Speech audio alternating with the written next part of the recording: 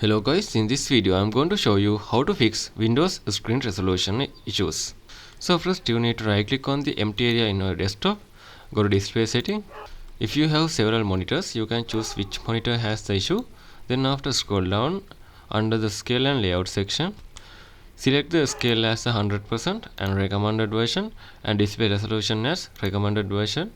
That means this kind of scale. So these scales will be blur your screen. Once it is done, close this one. Right click on the start menu, go to device manager.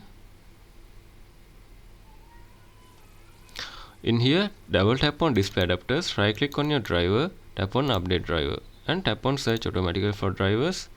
If it says already installed, go back, tap on browse my computer for drivers, tap on let me pick from a list. Select your graphic driver, tap on next. This will reinstall the already existing driver, so it will fix the existing driver issues.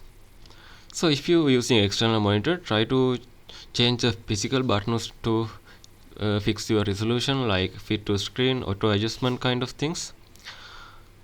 So this is how you can fix that issue, and if you think this video is helpful, please consider subscribe and liking this video.